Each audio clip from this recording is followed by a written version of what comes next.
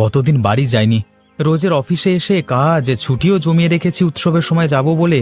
এভাবে রোজ রোজ এত কাজ করতে ভালো লাগে না। রোজের সকালে উঠে কম্পিউটারের সামনে বসে পড়া, রোজের একই রুটিন। একদিন কিছু অন্যরকম হলে ভালো হতো। কমলাকান্ত, তোমার সাথে কথা আছে। হ্যাঁ স্যার, বলুন। আমি সব রকম কাজ করে দেব, বলুন। না না, তোমাকে কাজ কিছু করতে হবে না। তুমি যা কাজ করেছো সেটাই যথেষ্ট। মানে ঠিক বুঝলাম না স্যার। মানে তোমার 15 দিনের ছুটি ধার্য করা হলো। তুমি যাও, গ্রাম থেকে এবার ঘুরে এসো। না না, আমি একেবারে 15 দিনের ছুটি নিতে পারবো না। তাহলে আমার সব ছুটি শেষ হয়ে যাবে। উৎসবের সময় গ্রামে যেতে পারবো না তাহলে। তোমার একটা ছুটিও কমবে না। এই ছুটিটা কোম্পানির তরফ থেকে উপহার তোমার জন্য। টানা 1 বছর রোজের একই সময়ে ভালোভাবে কাজ করো তুমি, তাই। সত্যি স্যার? হ্যাঁ সত্যি। আজকের অফিস করে বেরিয়ে পড়বে গ্রামের উদ্দেশ্যে। একটু মজা আনন্দ করে এসো। হ্যাঁ, অসংখ্য ধন্যবাদ স্যার আপনাদের। আমার পরিশ্রম লক্ষ্য করবার জন্য অসংখ্য ধন্যবাদ। আচ্ছা, এখন কাজ করে নাও। কাল থেকে তোমার ছুটি 15 দিন, কেমন?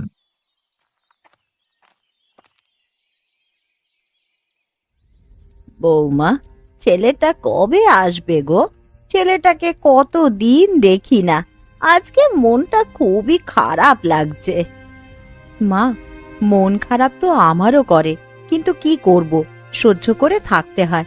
মনে হয় উৎসবের সময় বাড়িতে আসবে আমার স্বামী। যাওয়ার সময় তো বলে গিয়েছিল। উৎসব তো এখনো অনেক দেরি গো বৌমা। এতদিন পর আসবে। আসবে কিনা এখনো ঠিক নেই। যদি কোম্পানি ছুটি দেয় তবেই, না হলে আর কি করে আসবে। আশা করছি ছুটি দেবে। এতদিন ছুটি না নিয়ে কাজ করছে। আচ্ছা মা, আলুটা আরেকটু কাটবো, দেখুন তো। না না, আর কাটতে হবে না। তুমি আমার কাছে দিয়ে যাও, আমি রান্নাটা করে ফেলি চটপট। এই নিন মা, আর মন খারাপ করবেন না। একদিন তো আসবে, ঠিক দেখা হবে। আপনি মন দিয়ে রান্নাটা করুন, আমি বাইরেটা ঝাঁট দিয়ে আসছি। বৌমা, ঝাঁট দিতে হবে না, আমি ঝাঁট দিয়ে দিয়েছি। তোমার তো কাজ হয়ে গেছে, তুমি যাও, ঘরে গিয়ে বিশ্রাম নাও। না না, আপনি কাজ করবেন আর আমি বিশ্রাম নেব, এটা হতে পারে না। আরে কিছু হবে না, আমি রান্না করে নিচ্ছি। আমাকে শাশুড়ি মা ভাববে না, নিজের মা ভাববে। আমি নিজের মেয়েকে আগলে রেখেছি। সত্যি, আপনার মতন একজন শাশুড়ি মা পাওয়া আমার ভাগ্যের বিষয়। ঠিক আছে, আপনি রান্না করুন তাহলে।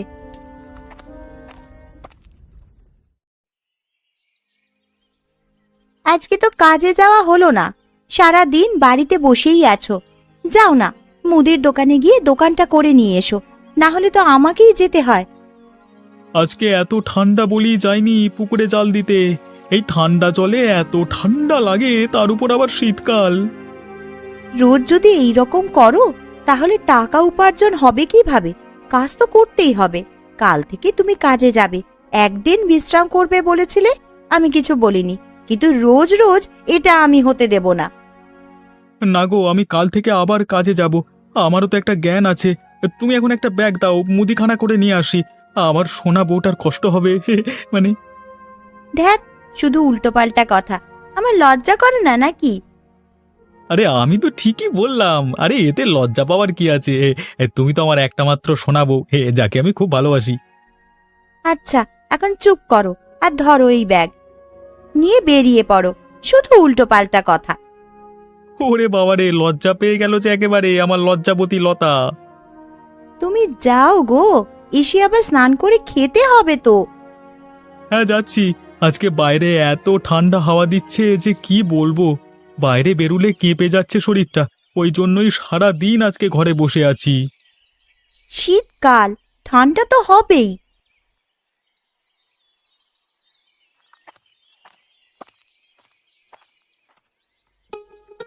আজকে বেশ ভালো রকমই বিক্রি হয়েছে। শীতকাল, এবার চারিদিকে পিকনিক হবে। হ্যাঁ, আর আমার দোকানে বেশ ভালোই বিক্রি হবে। আজকেই তো কত টাকার বেচা কেনা হয়ে গেল এই মাসটাতেই। হ্যাঁ, এই মাসটাতেই হয়। কি সাহিল, বসে আছিস? আরে বসে আছি, এই খরিদ্দারগুলো ছাড়লাম, তারপর ফাঁকাই আছে। তা তুই কিছু নিবি নাকি? হ্যাঁ, নেবো বলি তো এসেছি। এই নে ফর্দ ধর, এটা দেখে জিনিসপত্রগুলো সব এই ব্যাগটাতে ভরে দে। আচ্ছা, আমি দিচ্ছি, একটু দাঁড়া। অনেক কিছু জিনিসপত্র রে, হ্যাঁ। হ্যাঁ, সারা মাসে জিনিসপত্র একটু বেশি হবে তাই না? আরে আমি তো একবারই মুদিখানা দোকানে আসি। তুই ভালোই কাজ করিস। একেবারে অনেকটা করে জিনিসপত্র নিলে দামটাও কম পড়ে আর ভালো জিনিস পাস, হ্যাঁ। এটা কিন্তু অন্যরা জানে না। আরে ব্যাপারটা জানে না নয়, সবাই জানে, কিন্তু টাকা পয়সার জন্য কিনতে পারে না। একেবারে এত টাকা সবাই তো বের করতে পারবে না। এই নে ধর তো জিনিসপত্র। সব দেওয়া হয়ে গেছে, হ্যাঁ। আগে এই শীতকালে কত পিকনিক করতাম, এখন সবকিছু উঠে গেছে। তখন সাথে কমলাকান্ত থাকতো, ও উদ্যোগ নিয়ে সব কিছু করতো। এখন আর কারোর অত সময় নেই যে এসব দায়িত্ব নিয়ে করবে। কাউকে না কাউকে তো দায়িত্ব নিতেই হবে। থেকে দায়িত্ব নেওয়ার লোকেরই অভাব, না হলে পিকনিক করলে করাই যায়। আচ্ছা, পরে এসে কথা হবে। হ্যাঁ, এখন তোর টাকাটা ধর, আমি বাড়ি যাই।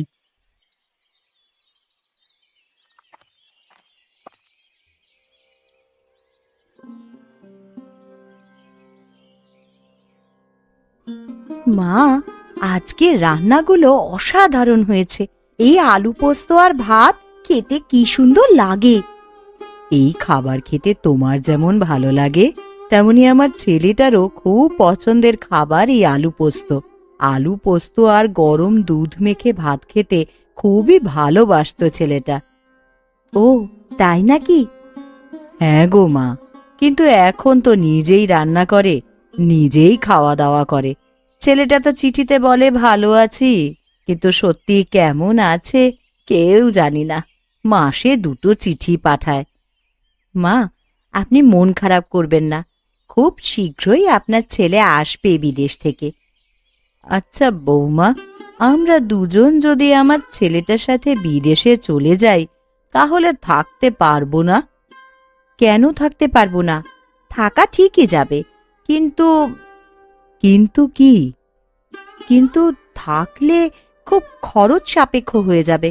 আপনার ছেলে সংসার চালাতে পারবে না, কারণ বিদেশে সবকিছুরই দাম বেশি, আবার থাকার জায়গাও অনেক কম। বছরে একবার গ্রামে আসে আমার কাছে দেখা করতে, তাও প্রত্যেক বছর আসে না। আমি আপনার ছেলেকে বলেছিলাম আমাদের দুজনকে নিয়ে যাওয়ার জন্য।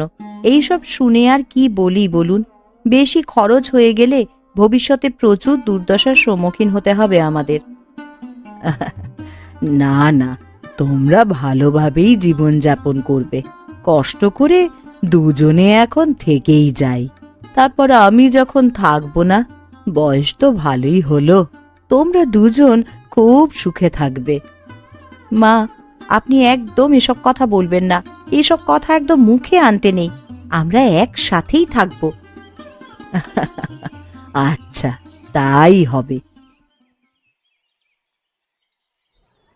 কমলাকান্ত, এই 15 দিনে যা ইচ্ছে তাই করো, খুব মজা করো, আনন্দ করো।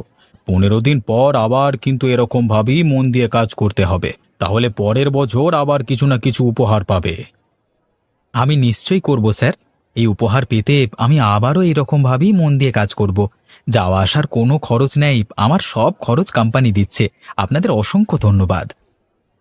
আমাদের কোম্পানির নিয়ম হচ্ছে, কোনো কর্মচারী যদি কোম্পানিকে দেখে, তাহলে কোম্পানিও সেই কর্মচারীকে দেখবে। অর্থাৎ ভালোভাবে কাজ করলে তাড়াতাড়ি বেতন বাড়বে, ছুটি পাবে, না করলে পাবে না। আপনাদের এই নীতিটাই কোম্পানিকে আরো বড় করে তুলেছে এবং পরে আরো বড় হবে। আমরা চাই আমাদের কোম্পানি যেন সারা পৃথিবী জুড়ে ব্যবসা করে, কোথাও যেন না থেমে থাকে, তাহলে কর্মচারীদের বেতন অনেক গুণ বেড়ে যাবে। অনেক কোম্পানি আছে যারা নিজের স্বার্থটা শুধু বুঝে নেয়, কর্মচারীদের খুব সামান্য বেতন দিয়ে কাজ করায়। এটা কিন্তু ভালো নয়, তাই জন্য কর্মচারীরাও ভালোভাবে কাজ করে না। এই কারণেই কোম্পানি বড় হতে পারে না, কিন্তু আমরা সম্পূর্ণ আলাদা ভাবি, সবাইকে নিয়ে চলবো। তোমার ট্রেন চলে এসেছে, সাবধানে যেও। আপনার মতো এত কেউ করবে না। ধন্যবাদ আপনাকে। এত ঠান্ডায় পানিতে নেমে কাজ, ওরে বাবা, সত্যি খুব কষ্টের। মনে হয় ছেড়ে দিলে বেঁচে যাব, কিন্তু কি আর করা যাবে, জাল তো দিতেই হবে, পুকুরের সব মাছ আজকে ধরতে হবে। উফ বাবা!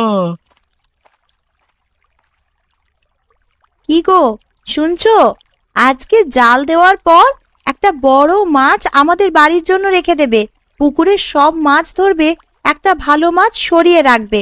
এই ঠান্ডায় কেউ থাকবে না, কেউ জানতেও পারবে না। আরে তুমি কখন এলে? আমি তো দেখিনি। আর সরিয়ে রাখবার কোনো প্রয়োজন নেই, পুকুরের মালিককে বললি দিয়ে দেবে একটা। তাহলে তো ভালো, কিন্তু আজকে একটা নিয়ে যেও। ভালো মাছ নেবে, খেতে বড় ইচ্ছা করছে। আচ্ছা আচ্ছা, সব হবে সব হবে, এখন থেমে থাকলে হবে না। প্রচন্ড পরিমাণে শীত পাচ্ছে, ওরে বাবা, আমার কাজটাকে করতে দাও। বেশিক্ষণ পানিতে থাকা যাবে না, শরীর খারাপ হয়ে যাবে, তখন আরো বেশি খরচ বেড়ে যাবে। আচ্ছা আচ্ছা, তুমি তোমার কাজ করে নাও, আমি বাড়ি যাচ্ছি, কাজ আছে আমারও। ঠিক আছে, তুমি যাও, আমি একটু পরে নিয়ে যাচ্ছি তোমার জন্য মাছ। বাবরি!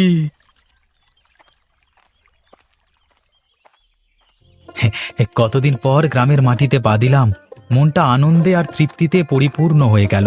নিজের গ্রামের মতো সুখ কোথাও নেই। হ্যাঁ, গ্রামটা এখনো কোনো পরিবর্তন হয়নি। আগেরবার যখন গিয়েছিলাম তখনও ঠিক এরকমই সুন্দর ছিল, আর এখনো সুন্দর আছে। এটাই হলো গ্রাম বাংলার মাহাত্ম্য। শহরের মানুষ এলে শহরে ফিরে যেতে ইচ্ছে করবে না। চারিদিকে পাখির কিচিরমিচির ডাক, চারপাশে সবুজ ক্ষেত, নদীর পানির কলকল আওয়াজ সোজা বুকে এসে লাগে। আরে মাথায় হাঁড়ি নিয়ে সামনের দিকে এগিয়ে আসছে, ওটাকে দূর থেকে দেখে মনে হচ্ছে তো চিনি। বাবা, তোকে তো চিনতেই পারা যাচ্ছে না রে। আরে, এ পোশাক আশাক দেখে মনে হচ্ছে বেশ ভালো রোজগার করছিস। হ্যাঁ হ্যাঁ, আমাকে মনে আছে? আরে কি সব বলিস তুই? আমার প্রিয় বন্ধুগুলোকে মনে থাকবে না আবার? কোথায় চলেছিস? এই তো যাব মালিকের বাড়িতে, মাছ ধরেছি, এগুলো পৌঁছে দিয়ে আসতে হবে। আচ্ছা আচ্ছা, তুই যা, পরে কথা বলবো। মাথায় অত ভারী জিনিসটা নিয়ে আছিস।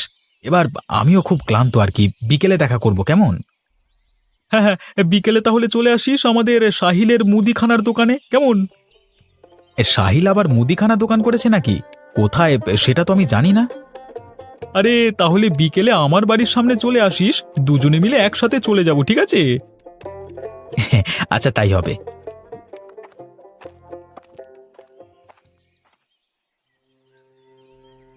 মা, কে এসেছে দেখো, আমাদের যে পুরো চমকে দিলে। তবে তাহলে আমিও পারি চমক দিতে, হ্যাঁ? বাবা, আমি তোকে কতদিন দেখিনি। কেমন আছিস রে বাপ আমার? কাল থেকে খুবই মন খারাপ করছিল তোর জন্য। আমি ভালো আছি মা। তোমাদের জন্য দেখো কত উপহার নিয়ে এসেছি। শাড়ি কিনে এনেছি, দুজনের জন্য গহনা কিনে এনেছি। আরে তুমি আগে বসো, তারপর এসব হবে এখন। বাবা, ওইখানে সব কেমন রে? সব মানুষজন কেমন? আরে ওখানে সবাই যে যার মতো ব্যস্ত। ওখানে গ্রামের মতো নয়, সবকিছু নিজেকে করে নিতে হয়। একটু কষ্ট তো হয়, কিন্তু কি করব, রোজগার করতে হলে বাইরে যেতেই হবে। তা বাবা, তুই এখন চলে এলি, উৎসবের সময় আর ছুটি পাবি তো? হ্যাঁ মা, এটা আমি ছুটি নিইনি, কোম্পানি আমাকে উপহার হিসেবে দিয়েছে। আমি কোম্পানিতে সৎভাবে পরিশ্রম করে কাজ করতাম বলে আর কি। বাহ, তাহলে তো কিছুদিনের মধ্যে আরো উঁচু পদে চলে যাবে। হ্যাঁ, আর কিছু মাসের মধ্যেই আমি আরো উঁচু জায়গায় চলে যাব, তখন বেতন আরো বেড়ে যাবে। আচ্ছা, আমি এখন একটু ঘুমালাম, ভালো লাগছে না। পরে গল্পগুজব করব, কেমন? ব্যাগে তোমাদের উপহারগুলো আছে, দেখে নিও, কেমন? দিদি, আজকে এত দেরি করে কেন? অন্যদিন তো আরো তাড়াতাড়ি চলে আসো। আজকে তোমার দাদা বাড়িতে ফিরে এসেছে অনেক দিন পর, গল্প গুজব করতে করতে একটু দেরি হয়ে গেছে। ও আচ্ছা, কমলাকান্ত দাদা দেশে ফিরেছে? হ্যাঁ, হঠাৎই এসেছে। আমরাও জানতাম না আজকে আসবে, কিন্তু চমক পেয়ে বেশ ভালো লাগলো। দিদি, দাদাকে নিয়ে তাহলে একদিন আমাদের বাড়ি বেড়াতে যেও। কতদিন সবাই মিলে একসাথে গল্প করি না। বাড়িতে কেন, শীতকালে সকলে মিলে একটা পিকনিক করলে তো ভালো হয়, সবাই মজা পাবে অনেক। হ্যাঁ, ভালোই বলেছ, কিন্তু আমরা ঠিক করলে তো হবে না, আগে বলতে হবে আমাদের বাড়ির কর্তাদের। আমি বলবো আমার স্বামীকে, আশা করছি না করবে না। অনেকদিন পরে ফিরেছে, আনন্দ করবে বলেই তো। তুমি জিজ্ঞাসা করো রফিকুল দাদাকে। হ্যাঁ হ্যাঁ, বাড়ি গিয়েই জিজ্ঞাসা করব। দেখবে আমাদের বলার আগেই ওরা ঠিক করে ফেলবে কিছু একটা। কারণ অনেক দিন পর যখন তিনজনে একসাথে হবে, ওদের মধ্যেও খুশির সীমা থাকবে না। হ্যাঁ, এইটা তুমি একটা ভালো কথা বলেছ। দেখা যাক না কোথায় কি হয়। আচ্ছা, তুমি তোমার কাজগুলো করে নাও। আমার হয়ে গেছে, আমি বাড়ি যাচ্ছি।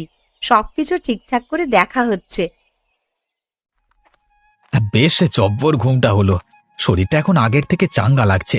যাই, পা চালিয়ে সাহিলের দোকানে যাই। মনে হয় রফিকুল চলে গেছে। না না, ভালো সময় গ্রামে এসেছি, সবার সাথে একটা পিকনিক করলে ভালো হয়। যাই যাই, গিয়ে সবাইকে বলবো। আয় আয় কমলাকান্ত, এই আমার পাশে এসে বস। কেমন আছিস রে ভাই? কাজকর্ম কেমন হচ্ছে বাইরে? আমি ভালো আছি। কাজকর্ম একদম ঝড়ের গতিতে চলছে। তোদের সব ঠিকঠাক তো? হ্যাঁ, সব ঠিকঠাক। গ্রামে ব্যবসা করছি, দিন চলে যাওয়ার মতো রোজগার হয়ে যায়। বাহ, তাহলে তো ভালোই। আমি ভাবছিলাম কি, এতদিন পর আমি গ্রামে এসেছি, তাও আবার শীতকাল, সকলে মিলে পিকনিক করতে গেলে ভালো হতো না? হ্যাঁ, ভালো তো হয়, কিন্তু এত দায়িত্ব কে নেবে? আরে ওসব চিন্তা করিস না। এই গ্রামে আমার তো কোনো কাজ নেই, আমি সব দায়িত্ব নিয়ে নেব। তোরা যাবি তো বল? হ্যাঁ, তাহলে যাওয়াই যায়। নদীর থেকে একটুখানি গিয়ে একটা সুন্দর দ্বীপ আছে, ওইখানে যাব তাহলে।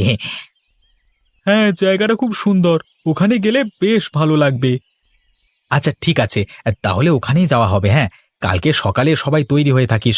সকাল সকাল বেরোবো, কেমন? কেনাকাটা আমি করে নেব ভোর ভোর উঠে, কেমন?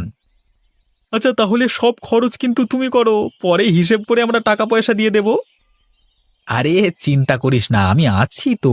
এখন উঠলাম রে, কাল তো আবার অনেক ভোরে উঠতে হবে। বাড়ি যাই, তোরা গিয়ে বাড়িতে বলে দে, কেমন? কতদিন পর আবার একটা পিকনিক হবে, আমার তো ভেবেই আনন্দ লাগছে। এখন কমলাকান্ত আছে বলি হচ্ছে, না হলে হতোই না। এত ভোরে উঠে বাজার দোকান করা, সবকিছু প্রস্তুত করা মুখের কথা নয়। কে এই দায়িত্ব নেবে? কেউ নেবে না। নাও সবাই নেমে পড়ো, চলে এসেছি আমরা গন্তব্যস্থলে। এবার পিকনিক হবে। সাহিল, সব মালপত্র নামিয়ে নে, মাংসটা নামাবি। এই রে, খুব বড় একটা ভুল হয়ে গেছে তো। কেন রে, কি হয়েছে আবার? সব কিছু তো ভালোভাবেই হলো, আমরা ভালোভাবেই তো চলে এলাম। আমি তো মাংস কিনতেই ভুলে গেছি। কি হবে এবার? সমস্ত কিছু নিয়ে এলাম, মাংসটাই তো আনা হয়নি। আরে, এ নিয়ে রাগ করে লাভ নেই। তুই সব কাজ করেছিস, একটা ভুল তো হতেই পারে। আয় আয়, সবাই জঙ্গলের ভেতরে কিছু পাওয়া যায় কিনা দেখা যাক। দ্বীপ তো ছোট নয়, কিছু না কিছু পেয়ে যাব। হ্যাঁ হ্যাঁ, চল চল।